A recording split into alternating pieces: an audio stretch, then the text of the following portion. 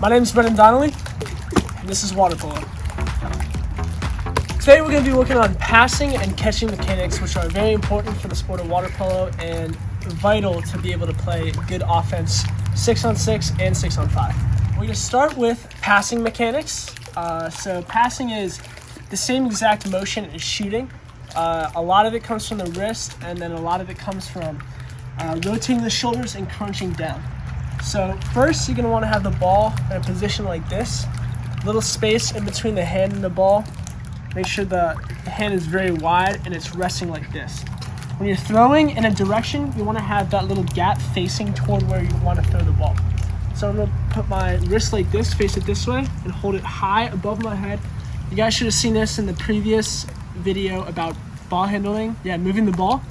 You're going to want to keep your elbow high behind your head, shoulders at a 45-degree angle to your target, wrist facing forward, and you're ready. This is the attacking position. When you pass, you're going to want to get to that attacking position, come forward, just like you're throwing a baseball. Bring that elbow forward, come, rotate your shoulders, and then flick the wrist. And that's how you're going to make a good pass. One more time. Crunch down for extra power.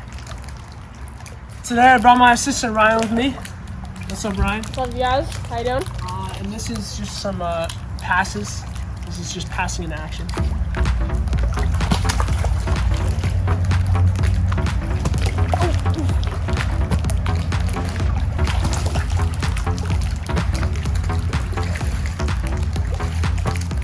And there's two parts to passing. One person's got to pass, but obviously the other person has to catch. So we're going to work on some catching mechanics now. So when you catch, you're going to want to start. I'm obviously touching the bottom right now, which you won't be able to do in real water polo, but it's a little shallow.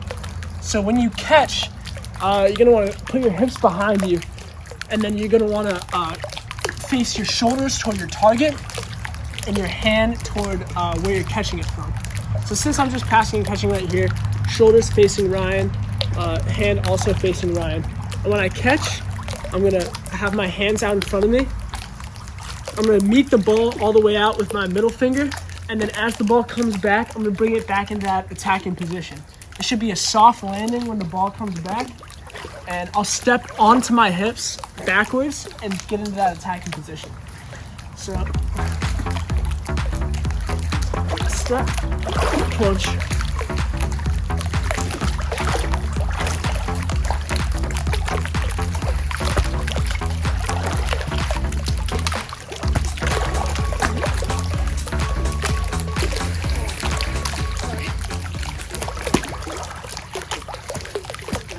So you see the catching motion, you want to kind of ease the ball into your hand back in the attacking position, and then when you throw, you're going to go, and it's just a repetition of that motion that leads to good passing and good catching habits.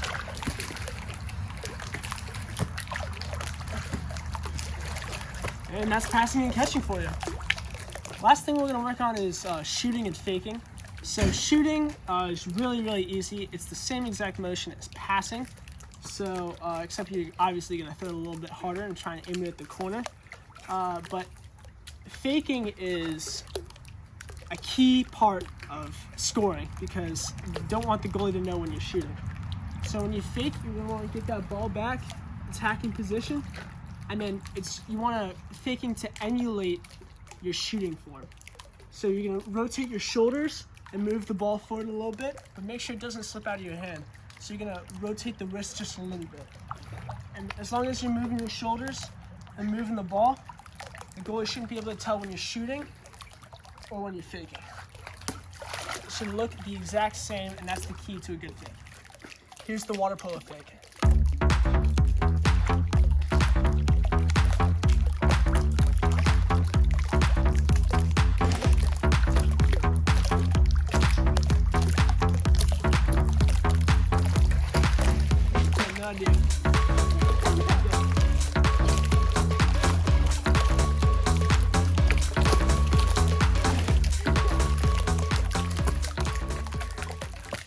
Thank you guys for watching. That was shooting, passing, catching, and faking. We'll be back, but if you want to catch up on defensive drills, and movement and moving with the ball, can check him out over here. Thank you for watching. Hopefully we'll see you again.